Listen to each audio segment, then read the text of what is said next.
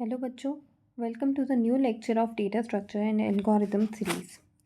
मैंने last lecture में मैंने आपको स्टैक डेटा स्ट्रक्चर करा दिया था, क्यू स्टार्ट कर दिया था। ठीक है, क्यू डेटा स्ट्रक्चर के अंदर मैंने आपको बताया था कि क्यू डेटा स्ट्रक्चर क्या है, किस कॉन्सेप्ट या किस प्रिंसिपल पे काम करता है, उसकी एप्लीकेशंस क्या क्या हैं।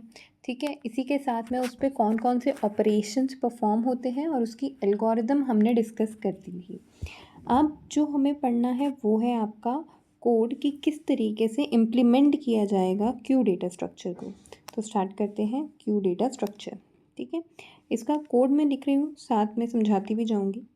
सबसे पहले हैश डिफाइन मैक्स 100। यहाँ पर मैंने जो मतलब आपका एक वेरिएबल लिया है मैक्स। ठीक है, और उसको throughout the program fix रखने के लिए मैंने उसको एक्सटर्नली डिफ़ाइन कर दिया है, ग्लोबली डिफ़ाइन कर दिया है। ठीक है, इसके बाद में इंट क्यू, मैंने आपकी जो क्यू या फिर यूँ कह लो एरे के थ्रू हम इम्प्लीमेंटेशन कर रहे हैं, तो जो एरे बनेगी उस एरे को भी ग्लोबली डिफ़ाइन कर रही हूँ। ठीक है, int Q max, then int front is equals to -1 and int rear is equal to -1। अब यहाँ मैंने क्या किया, आपका फ्रंट और रियर दोनों को -1 सेट कर दिया। देखो बच्चों, ये हमारी क्यू है। ठीक है, ये इसका फ्रंट पार्ट रहेगा, ये इसका रियर पार्ट रहेगा। ठीक, इंडेक्सिंग हमेशा चालू होगी 0 से 1 2 3 एंड सो ऑन ऐसे जाएगी। ठीक है, अब मान लो अगर फ्रंट और रियर दोनों ही की ही वैल्यू -1 है, कहाँ से स्टार्ट हो रही है इंडेक्सिंग? 0 से हो रही है, लेकिन अभी इंडेक्स क्या वैल्यू क्या दे रही है? -1। इसका मतलब वहाँ कोई एलिमेंट प्रेजेंट ही नहीं है। ठीक है, तो हमने इनिशियली फ्रंट और रियर की वैल्यू -1 सेट की है, ये दिखाने के लिए कि अभी हमारी क्यू एम्प्टी है। ठीक, इसके बाद में अब मैं आपके ऑपरेशंस जो हम परफॉर्म करने वाले हैं दैट इज़ इंसर्शन। इंसर्शन को हम क्यू में कहते हैं एन क्यू। तो उसके लिए मैं अब एक फंक्शन बना रही हूँ वॉइड एन क्यू नाम का। ठीक है, जिसके अंदर हमने एक एलिमेंट नाम का वेरिएबल डिफाइन किया है। इसके बाद अब इसमें क्या कर रहे हैं, सबसे पहले हम चेक करें एन क्यू इंसर्शन। स्टैक में भी हमने पढ़ा था, जब भी हम इंसर्शन करते हैं तो इंसर्शन के टाइम पे हम सबसे पहले काम क्या चेक करते हैं? ये चेक करते हैं कि हमारी स्टैक ओवरफ्लो तो नहीं है। ठीक है, हमारी स्टैक कहीं भरी हुई तो नहीं है।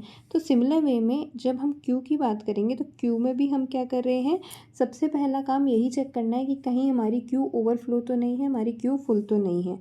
तो उसके लिए हम कैसे चेक करेंगे कि अगर हमारे रियर की वैल्यू,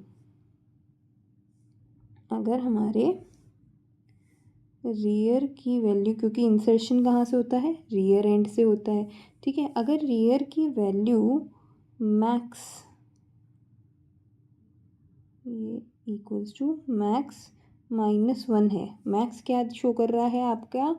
लास्ट जो भी आपने यहाँ पर एंट्री कराई है, या लास्ट जो भी इंडेक्स वैल्यू है उसको मैक्स शो कर रहा है। ठीक है, तो मैक्स -1 है अगर रियर की वैल्यू। इसका मतलब क्या हुआ बच्चों कि आपकी जो क्यू है वो पूरी तरह से फुल है। दैट इज़ यहाँ पर हम लिख देंगे क्यू इज़ फुल। ठीक है, और इसके बाद में हम रिटर्न कर देंगे। अगर मान लो ऐसा केस नहीं है, तो ऐसा केस नहीं होने पे क्या हुआ, ये चेक करें कि अगर आपके फ्रंट की वैल्यू -1 है, आपकी ये क्यू थी। ठीक है, एक तो हमने चेक किया कि कहीं क्यू फुल तो नहीं है। ये आपका फ्रंट एंड है, ये रियर एंड है। 0 से इंडेक्सिंग चालू है, 0 1 2 3। सबसे पहले हमने चेक किया कि कहीं आपकी लास्ट इंडेक्स वैल्यू जो है वो आपके रियर को तो शो नहीं कर रही है। अगर rear and last index value show कर रहा है, इसका मतलब क्यू फुल होगी। क्योंकि इंसर्शन कहाँ से हो रहा है, रियर एंड से हो रहा है, ठीक है। और डिलीशन कहाँ से होता है, फ्रंट एंड से। तो रियर की वैल्यू अगर मैक्सिमम जो आपकी लास्ट इंडेक्स वैल्यू है उसके बराबर है, इसका मतलब आपकी क्यू फुल है। अगर ऐसा नहीं है तो हम चेक करते हैं कि कहीं खाली तो नहीं है। तो अगर खाली होगी तो फ्रंट की वैल्यू क्या हो जाएगी, -1 हो जाएगी, ठीक है। तो अब हम क्या करें, यहाँ पर पहला एलिमेंट इंसर्ट करना चाहते हैं। पहला एलिमेंट इंसर्ट करने के लिए अब क्या करें, फ्रंट को हम सेट कर दें एज 0। मतलब जो फ्रंट की इंडेक्स वैल्यू है उसको क्या कर दें, 0th इंडेक्स वैल्यू पे हम फ्रंट को ले आए, ठीक है। तो अब फ्रंट कहाँ पॉइंट करेगा, 0th इंडेक्स वैल्यू पे। तो यहाँ पर अब क्या कर सकते हैं, हम पहला एलिमेंट इंसर्ट कर सकते हैं और रियर की वैल्यू जो होगी, रियर की वैल्यू हम प्लस प्लस करते जाएँ, ठीक है। ये तो हमने फ्रंट को तो 0 कर दिया, पहला एलिमेंट यहाँ पे इंसर्ट करवा दिया और रियर की वैल्यू को अब हम बढ़ाते जाएंगे, ठीक है। और जो भी आपकी क्यू है, ठीक है, जो आपने क्यू नाम की एरे बनाई है, क्यू के रियर के अंदर बच्चों अब हम यहाँ पे क्या करें, जो भी आप एलिमेंट इंसर्ट कराना चाहते हैं उस एलिमेंट को इंसर्ट कराते जाएं, ठीक। इसके बाद में ये तो हो गया आपका एन क्यू का फंक्शन, जिसके अंदर क्या कर रहे हैं, सबसे पहले चेक कर रहे हैं कहीं क्यू फुल तो नहीं है। क्यू अगर फुल है तो हम सीधे सीधे प्रिंट करा देंगे क्यू इज़ फुल, क्योंकि अब आप उसके अंदर और कोई एलिमेंट इंसर्ट नहीं कर सकते। अगर फिर सेकंड क्या करेंगे, हम ये चेक करेंगे कि अगर आपकी जो क्यू है वो खाली है तो उसके अंदर पहला एलिमेंट इंसर्ट कराएं। तो पहले एलिमेंट को इंसर्ट कराने के लिए फ्रंट की इंडेक्स वैल्यू क्या सेट करनी होगी, -1 से अब क्या सेट करेंगे, 0। और फिर उसके बाद अगला एलिमेंट कराना है तो हमें क्या करना होगा, रियर की वैल्यू को प्लस प्लस करते रहना होगा। फ्रंट की वैल्यू तो 0 होगी ही, अभी रियर की वैल्यू कितनी है, -1 है, इनिशियली -1 है यहाँ पर, यहाँ तक, ठीक है। रियर की वैल्यू भी यहाँ तक -1 है, तो क्या होगा, फ्रंट की वैल्यू जैसे ही आपने सेट की तो रियर की वैल्यू क्या किया आपने, प्लस प्लस, यानी कि रियर की वैल्यू भी अभी क्या है, 0। और यहाँ पे पहला काम क्या किया, क्यू के 0th इंडेक्स पे आपने पहला एलिमेंट इंसर्ट करा दिया। अब वापस से अगर आपको करना है तो रियर प्लस प्लस होगा और फिर रियर की वैल्यू बढ़ के 1 हो जाएगी और वहाँ पर आपका नया एलिमेंट जा कर के स्टोर हो जाएगा, ठीक है। आई होप यहाँ तक चीज़ें क्लियर होंगी। एक बार हम वापस से डिस्कस कर लेंगे। अब आपको हम बता रहे हैं एक नया फंक्शन जो कि है डी क्यू फंक्शन, ठीक है। डी क्यू फंक्शन बना रहे हैं। डी क्यू फंक्शन क्या करेगा, डिलीशन का काम करेगा, रिमूव करेगा एलिमेंट को। अब रिमूव करना है तो रिमूव करने के लिए सबसे पहला केस हम क्या देखें कि कहीं हमारी लिस्ट अंडरफ्लो की कंडीशन में तो नहीं है, यानी कि खाली तो नहीं है। तो अंडरफ्लो की कंडीशन कैसे चेक करेंगे बच्चों, सबसे पहले हम चेक करें कि अगर फ्रंट की वैल्यू जो है वो क्या हो, -1 हो, या फिर और आपका जो फ्रंट है अगर वो रियर से बड़ा है। ऐसा हो नहीं सकता कि रियर से बड़ा हो फ्रंट, हमेशा छोटा ही रहेगा। अगर फ्रंट की वैल्यू रियर से बड़ी आती है तो भी उस केस में क्या हो, प्रिंट हो जाए बच्चों। हम यहाँ पर प्रिंट करा दें, क्या प्रिंट कराएंगे, क्यू इज़ एम्प्टी, ठीक है, क्यू इज़ एम्प्टी प्रिंट करवा दें। आई होप यहाँ तक की चीज़ क्लियर होगी। अब इसके बाद क्या करें, और ये क्यू इज़ एम्प्टी प्रिंट कराने के बाद में भी आप क्या करेंगे, यहाँ पर रिटर्न कर देंगे -1, ठीक है। 1 मिनट दो, यहाँ पर अब आप क्या करेंगे, रिटर्न करेंगे -1 को। और ये आपका क्यू का, अगर क्यू का अंडरफ्लो कंडीशन चल रहा है तो वो उसका इतना सा प्रोग्राम हुआ, ठीक। अब आपको चेक करना है कि आपकी लिस्ट जो आपकी क्यू है उसके अंदर एलिमेंट ऑलरेडी है। तो ऐसे के लिए क्या करें आप, सबसे पहले एक एलिमेंट नाम का हमने वेरिएबल बनाया जिसमें हम क्या कर रहे हैं, क्यू के, क्योंकि डिलीशन कहाँ से होता है, फ्रंट से। तो क्यू के फ्रंट में जो भी आपका एलिमेंट होगा हम वो उस एलिमेंट को या उस वैल्यू को एक नए वेरिएबल एलिमेंट के अंदर स्टोर करा लें, ठीक है। और फिर क्या कर दें हम, फ्रंट प्लस प्लस। अब फ्रंट प्लस प्लस किया मतलब अभी आपका फ्रंट कहाँ था, यहाँ था, और सपोज़ यहाँ पे 5 एलिमेंट था, 5th एलिमेंट नंबर 5 था, ठीक है, ये 4 था, 3 था, 2 था। अब आप चाहते हैं कि ये जो 5 नंबर वैल्यू है ये डिलीट हो जाए आपकी क्यू से। उसके लिए क्या है, ये फ्रंट है, ये आपका रियर शो कर रहा है। ठीक है, अब मैं क्या करूँ, एक दूसरा वेरिएबल लूँ एलिमेंट नाम का। ठीक है, उसके अंदर तो मैं क्या कर लेती हूँ, इस एलिमेंट को डलवा लेती हूँ जो कि क्या है, क्यू के फ्रंट में पड़ा है। ठीक है, इसको मैंने एलिमेंट के अंदर, नए वेरिएबल के अंदर स्टोर किया। अब मुझे क्यू के बाकी एलिमेंट्स को नहीं छेड़ना, तो मैं इस वजह से इसको अलग से वेरिएबल में ले रही हूँ। और अब मैंने क्या कर दिया, फ्रंट प्लस प्लस, मतलब अब आपका फ्रंट कहाँ आ गया, इस पोजीशन पे। तो 0th इंडेक्स वैल्यू क्या हो गई इसकी, ये।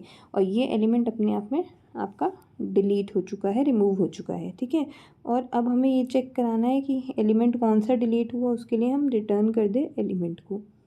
ठीक, तो ये हो गया आपका डी क्यू फंक्शन, जिससे कि आप इजीली अपना एलिमेंट को रिमूव कर पा रहे हैं। ठीक है, इसके बाद में बच्चों अब हम क्या कर रहे हैं, अब हमने किया है मेन फंक्शन बना रहे हैं, इंट मेन। ठीक है, मेन फंक्शन के अंदर अब हम क्या कर रहे हैं, सबसे पहला एलिमेंट एन क्यू करा रहे हैं, दैट इज़ सपोज हमने कराया 10। ठीक, इसके बाद में मैंने एक और एलिमेंट एन क्यू कराया जो होगा 20। इसी के साथ मैंने एक और एलिमेंट सपोज एन क्यू कराया जो होगा आपका 30। ठीक है, ये मैंने एन क्यू करा दिए। अब मुझे क्या करना है, डी क्यू करवाना है।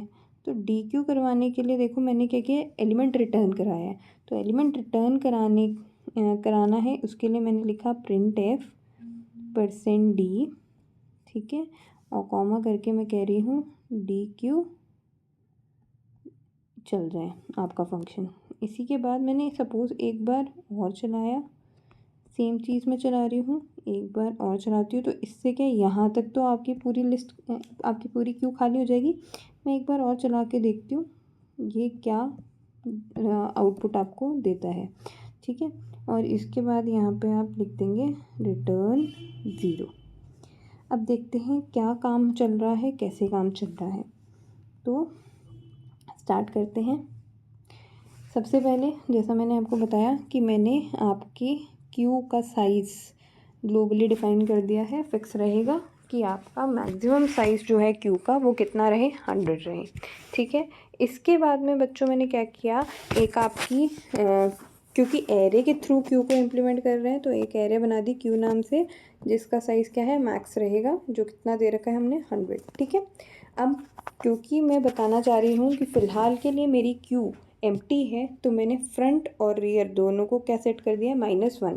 क्योंकि मैंने आपको बताया कि अगर ये आपकी क्यू है तो इसकी इंडेक्सिंग कहाँ से, 0 से स्टार्ट होती है एंड उसके बाद n तक जाती है, n-1 तक जाती है। ठीक है, अगर -1 वैल्यू है, इसका मतलब क्या है कि यहाँ पर कोई एलिमेंट प्रेजेंट नहीं है, तो अभी आपकी क्यू जो है वो बिल्कुल खाली है। ठीक है, फिर उसके बाद मैंने फंक्शन बनाया एन क्यू नाम का, ताकि मैं इंसर्ट करा सकूँ एलिमेंट। तो इंसर्ट कैसे करा रहे हैं बच्चों, सबसे पहला केस हमने देखा इंसर्शन में, जो हमने स्टैक में भी देखा था, वो था कंडीशन ऑफ ओवरफ्लो। तो कंडीशन ऑफ ओवरफ्लो चेक करने के लिए मैंने कहा कि रियर एंड जो है आपका, अगर वो आपकी हाईएस्ट इंडेक्स वैल्यू पे या लास्ट इंडेक्स वैल्यू पे है, that is rear is equals to max -1, तो क्या हो, प्रिंट हो जाए सिंपली कि क्यू आपकी भरी हुई है, क्यू इज़ फुल। ठीक है, और ये रिटर्न कर दे उसे। अगर ऐसा केस नहीं है, तो ऐसे केस में क्या हो, हम सबसे पहले ये मान के चल रहे हैं कि आपकी जो क्यू है बिल्कुल एम्प्टी है, -1 पे सेट है। ठीक है, अब मुझे क्या करना होगा, इस क्यू को एलिमेंट इंसर्ट कराना है, तो मैं क्या करूँ, फ्रंट की जो वैल्यू है, फ्रंट की वैल्यू क्या करूँ, उसके इंडेक्स वैल्यू 0 कर दूँ। ठीक है, 0th इंडेक्स वैल्यू पे मैं फ्रंट को पोजिशन कर दूँ।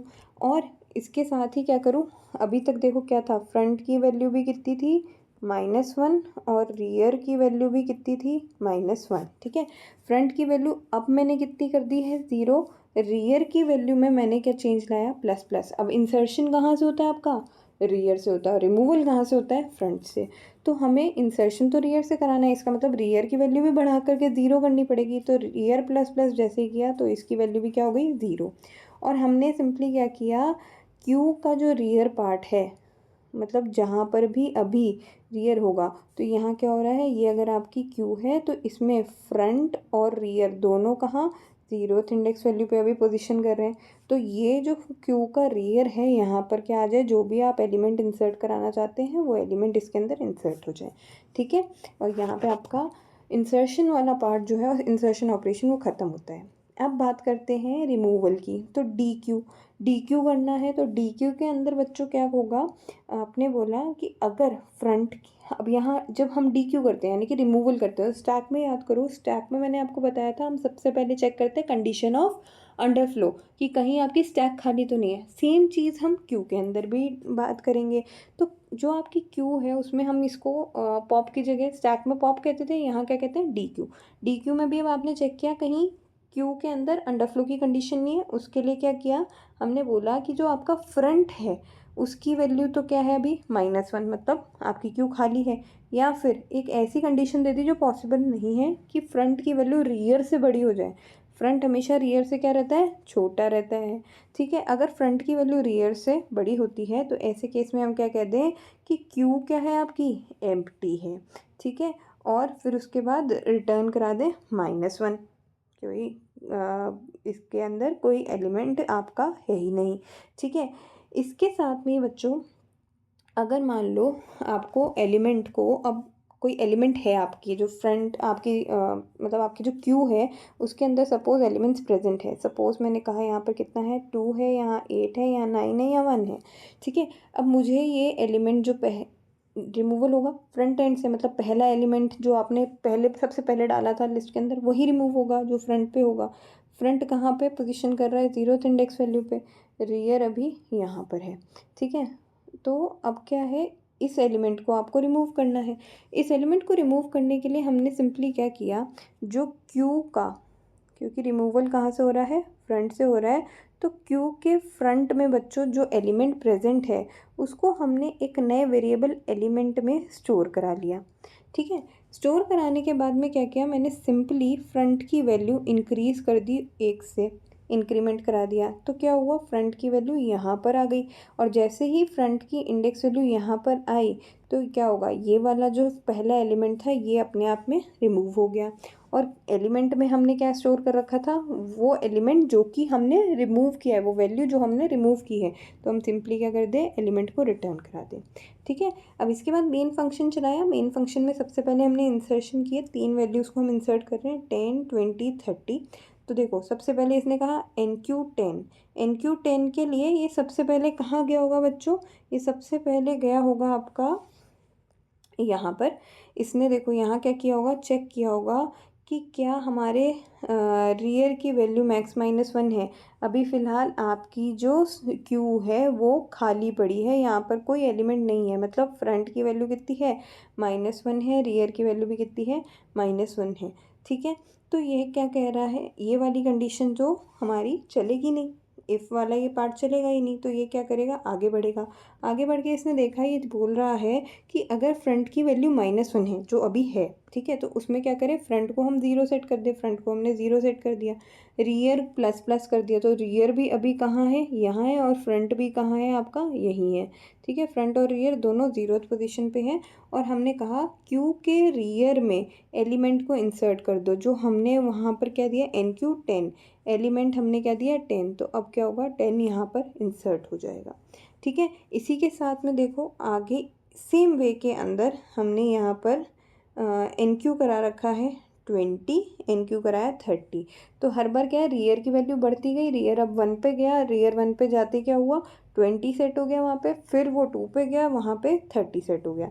तो फिलहाल जो आपकी क्यू है उसके अंदर एलिमेंट्स क्या चले गए, ये आपका फ्रंट है, ये आपका रियर है। तो 10, 20, 30 इसको हटा देते हैं, इसकी ज़रूरत नहीं है। यहाँ पर आपका रियर है। ठीक है, 0, 1 और 2। ठीक, अब ये तो आपके एलिमेंट्स इसके अंदर आ गए। अब ये कह रहा है कि डी क्यू कर दो। डी क्यू करने के लिए अब ये क्या है, वापस से उसी डी क्यू के फंक्शन पे गया होगा। डी क्यू के फंक्शन पे देखो बच्चों, इसने कहाँ गया, ये रहा डी क्यू के, 1 मिनट, डी क्यू का फंक्शन ये रहा। हाँ, डी क्यू के फंक्शन में जैसे ही गया, इसने सबसे पहले देखा कि फ्रंट की वैल्यू -1 है, फ्रंट की वैल्यू तो -1 थी ही नहीं। ठीक है, तो मतलब ये वाला कंडीशन तो हमारी चलेगी नहीं, ये कंडीशन नहीं चलेगी, तो अब ये क्या है, अगली कंडीशन पे इसने आके देखा, मतलब इसके बाद एल्स वाले पार्ट में आके देखा, ये क्या कह रहा है कि आपका जो क्यू के फ्रंट में जो भी एलिमेंट है, क्या पड़ा था, 10 पड़ा था, ठीक है। तो वो क्या कह रहा है, ये एलिमेंट के अंदर डाल दो। तो अब जो 10 है वो किस में चला गया, एलिमेंट नाम के वेरिएबल में जाके स्टोर हो गया, ठीक है। और हमने क्या कर दिया, फ्रंट प्लस प्लस, मतलब अभी तक जो आपकी टेबल थी वो क्या थी, 10, 20 और 30, ये 0, 1, 2, फ्रंट यहाँ पोजीशन कर रहा था, रियर यहाँ कर रहा था, ठीक है। अब फ्रंट की कर दी वैल्यू हमने प्लस प्लस, तो ये फ्रंट कहाँ है, यहाँ आ चुका है। तो ये वैल्यू तो क्या है, अपने आप में रिमूव हो चुकी है। अब जैसी हुई तो इसने क्या कहा, रिटर्न एलिमेंट, मतलब 10 को ये रिटर्न कर दे। तो इसने क्या किया, यहाँ पर डिलीट तो कर दिया। अब आपकी जो क्यू है उसमें एलिमेंट क्या रहे, 20 और 30, ये एलिमेंट रहे। और इसने प्रिंट करा दिया कि कौन सा एलिमेंट हमने डी क्यू किया है, 10। इसी तरीके से जब यहाँ आएगा तो ये क्या करेगा, 20 को रिमूव कर देगा। अब आपकी क्यू में एलिमेंट क्या बचेगा, 30। यहाँ आएगा तो इसने 30 को भी रिमूव कर दिया। अब आपकी लिस्ट खाली हो चुकी है, आपकी यहाँ तक में पूरी क्यू खाली हो चुकी है। तो ये जो प्रिंट एफ यहाँ पर आएगा, अब देखो वापस से चलते हैं डी क्यू वाले फंक्शन पे। तो ये क्या हुआ, यहाँ पर अब कोई एलिमेंट था ही नहीं। अब फ्रंट और रियर की वैल्यू क्या हो चुकी है, -1 सेट हो चुकी है। तो इसने ये कंडीशन देखी, क्या फ्रंट की वैल्यू -1 है, फ्रंट की वैल्यू -1 थी, तो इसने सिंपली क्या प्रिंट करा दिया होगा, Q इज़ एम्प्टी। तो यहाँ पर अब ये क्या प्रिंट कराएगा, ये वाले इस लाइन के लिए क्या करा देगा, Q इज़ एम्प्टी, ठीक है। तो आई होप आपको क्यू कैसे इम्प्लीमेंट हो रहा है ये समझ में आ गया होगा। बच्चों, अगर कहीं पे भी कोई भी प्रॉब्लम आ रही है, कोई भी पार्ट समझ में नहीं आ रहा, तो आप कमेंट सेक्शन में जा कर के कमेंट कर दीजिएगा। मैं कोई शॉर्ट वीडियो या एक हम वैसे नॉर्मल वीडियो बना लेंगे जिसके अंदर आपके सारे कमेंट्स पढ़ कर के मैं आपके डाउट्स क्लियर करने की कोशिश करूँगी। और अगर कोई ऐसा डाउट हुआ जो मैं कमेंट सेक्शन के अंदर ही क्लियर कर सकती हूँ तो मैं उसे कमेंट सेक्शन में ही क्लियर कर दूँगी, ठीक है। तो आपका जो क्यू डेटा स्ट्रक्चर है, वो क्यू डेटा स्ट्रक्चर तो मैंने यहाँ आपके साथ में डिस्कस कर लिया है। क्यू डेटा स्ट्रक्चर यहीं पे ख़त्म होता है, ठीक। इसके बाद में बच्चों एक टॉपिक है पॉलिश नोटेशन नाम का।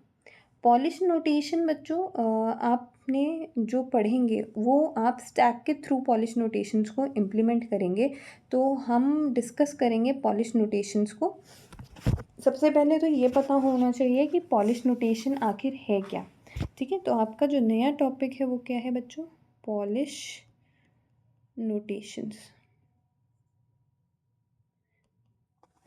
पॉलिश नोटेशन बच्चों एक मैथमेटिकल नोटेशन है जो कि डेटा स्ट्रक्चर के अंदर यूज़ की जाती है, ठीक है। किस लिए यूज़ करी जाती है, आपके अरिथमेटिक, जो भी आपके अरिथमेटिक ऑपरेशंस हैं या फिर एक्सप्रेशंस हैं, ठीक है, उनको रिप्रेजेंट करने के लिए डेटा स्ट्रक्चर में जो मैथमेटिकल नोटेशन यूज़ की जाती है उसको हम क्या कहते हैं, पॉलिश नोटेशन, ठीक है। और इसके अंदर जो भी हम अलजेब्रिक फार्मूला, अरिथमेटिक ऑपरेशन या अरिथमेटिक एक्सप्रेशन लिख रहे हैं उसको कुछ अलग ही डिफरेंट फॉर्म्स के अंदर लिखते हैं। अब ये डिफरेंट फॉर्म्स क्या है, कैसे लिखा जाता है, ये हम इसके अंदर डिस्कस करेंगे, ठीक है। तो डिस्कस करते हैं। सबसे पहले पता होना चाहिए कि नोटेशंस के टाइप क्या हैं। नोटेशन बच्चों 3 टाइप में डिवाइडेड है। सबसे पहली कहलाती है आपकी प्रीफिक्स नोटेशन, ठीक है। दूसरी कहलाती है आपकी इनफिक्स नोटेशन और थर्ड कहलाती है आपकी post fix notation, post fix notation. अब ये क्या है मैम, देखो, इनफिक्स नोटेशन ऐसी नोटेशंस हैं बच्चों जो कि आप नॉर्मल फॉर्म में लिखते हो। जैसे मैंने कहा a+b, ठीक है। तो ये a+b क्या है, नॉर्मल फॉर्म में हमने एक एल्जेब्रिक फार्मूला लिखा या एल्जेब्रिक एक्सप्रेशन लिखा, तो ये तो क्या कहलाता है आपका इनफिक्स नोटेशन। वहीं जब हम बात करते हैं प्रीफिक्स नोटेशन की, तो प्रीफिक्स नोटेशन में क्या होता है, एक और चीज़ मैं आपसे डिस्कस करना चाहूँगी उससे पहले। आपका कोई भी आपने देखा होगा जो भी एल्जेब्रिक एक्सप्रेशन है, एल्जेब्रिक फॉर्मूला है, उसमें 2 चीज़ें होती हैं।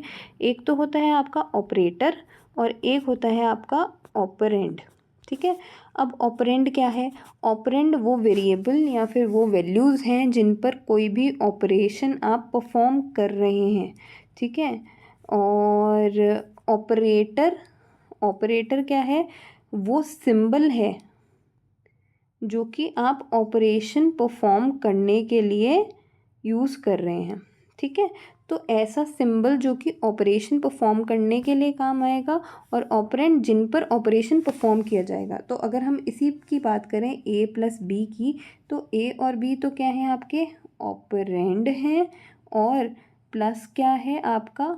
ऑपरेटर है जो कि एडिशन परफॉर्म करा रहा है, ठीक है। तो जो हम बात कर रहे हैं इनफिक्स नोटेशन की, इनफिक्स नोटेशन में क्या होता है? आपका ऑपरेटर हमेशा आपके दोनों ऑपरेंड्स के बीच में लिखा जाता है। वहीं जब बात करते हैं प्रीफिक्स नोटेशन की, तो प्रीफिक्स नोटेशन में क्या होता है बच्चों? आपका ऑपरेटर ऑपरेंड्स से पहले लिखा जाता है। और जब पोस्टफिक्स की बात करते हैं तो वहाँ आपका ऑपरेटर आपके ऑपरेंड्स के बाद लिखा जाता है। एक छोटा सा एग्जाम्पल देखते हैं कैसे काम कर रहा है। जैसे मैंने कहा आपकी एक्सप्रेशन है ए प्लस बी इंटू सी, चलती वही चीज़ है, पहले ब्रैकेट को सॉल्व करते हैं, ठीक है। वही हमारा जो बॉडमास का फॉर्मूला चलता था वही सेम यहाँ पर भी एप्लीकेबल रहेगा। तो अब क्या होगा? सबसे पहले ब्रैकेट में जो वैल्यूज़ हैं उनको हम सॉल्व करेंगे, ठीक है। अब अगर इसको हमें प्रीफिक्स फॉर्म में लिखना है, ये तो कैसी है? इनफिक्स फॉर्म, जो कि समझने के लिए आसान होती है, नॉर्मल फॉर्म होती है। अब प्रीफिक्स में लिखना है तो प्रीफिक्स में मैंने क्या कहा? ऑपरेटर पहले। तो ऑपरेटर पहले मतलब बी इंटू सी लिखा है, सबसे पहले ये सॉल्व होगा, तो आपका ऑपरेटर पहले आ गया, ऑपरेंड बाद में आ गए, ठीक है। आई होप यहाँ तक चीज़ समझ में आई। इसके बाद में देखो, आप पूरा देखेंगे तो ये क्या है? ऐसे कुछ लिखा होगा, ए प्लस ये वाला हो गया इंटू बी सी, ठीक है। अब ये जो ऑपरेटर है ये ऑपरेंड से पहले जाना चाहिए, तो क्या हो जाएगा? प्लस ए, और ये आपका दूसरा ऑपरेंड है तो इंटू बी सी। तो ये जो ऑपरेंड है ये अब आपका कैसे काम कर रहा है? As operand number 2। ये ऑपरेंड नंबर 1 है। फिलहाल यहाँ पर क्या था जब आपने किया था? बी इंटू सी, सबसे पहले तो ये सॉल्व हुआ, तो इसमें ऑपरेंड नंबर 1 ये था, ऑपरेंड नंबर 2 ये था, ठीक है। ये ऑपरेटर था, तो क्या हुआ? प्रीफिक्स में पहले ऑपरेटर लिख दिया, ऑपरेंड नंबर 1 पहले, ऑपरेंड नंबर 2 बाद में। अब इसके अंदर देखो क्या हुआ?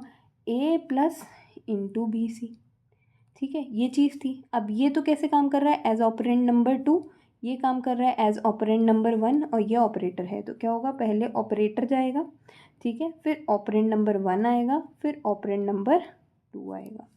तो ये है आपका प्रीफिक्स नोटेशन। अब यही बात करते हैं आपकी पोस्टफिक्स नोटेशन की भी। तो पोस्टफिक्स नोटेशन में बच्चों क्या होगा? जो आपका ऑपरेटर है वो आपके ऑपरेंड्स के जस्ट बाद में लगेंगे। उसका भी मैं आपको बता देती हूँ कैसे काम करेगा, ठीक है। यहाँ आ जाएगा अब आपका पोस्टफिक्स। पोस्टफिक्स क्या कहता है? सेम बी इंटू सी सबसे पहले सॉल्व होगा, बी इंटू सी होगा, तो ये ऑपरेंड नंबर 1 है, ये ऑपरेंड नंबर 2 है, ठीक है। अब ये कहता है पहले ऑपरेंड लिख दो, तो ऑपरेंड नंबर 1 पहले लिखा, ऑपरेंड नंबर 2 बाद में लिखा, और फिर ऑपरेटर का साइन लगा दिया, ठीक है। तो ये तो क्या है? अब आपका ऑपरेंड नंबर 2 है, क्योंकि अभी ऑपरेंड नंबर 1 हमारे लिए ए है और यहाँ प्लस का सिंबल भी है। तो अब क्या होगा? ये ऑपरेटर इस ऑपरेंड के बाद जाएगा, तो सबसे पहले हम ऑपरेंड नंबर 1 लिखेंगे, फिर हम ऑपरेंड नंबर 2 लिखेंगे, और इसके बाद में ऑपरेटर लगा देंगे। तो ये जो फॉर्म है ये क्या कहलाएगी? आपकी पोस्टफिक्स फॉर्म। अब ये जो हम पॉलिश नोटेशन पढ़ने वाले हैं इसको इम्प्लीमेंट कर सकते हैं यूजिंग स्टैक। कैसे करेंगे, किस तरह से होता है, और इसके बारे में और अच्छे से डिटेल में मैं आपको नेक्स्ट वीडियो में बताऊंगी, ठीक है। तो तब तक के लिए थैंक यू।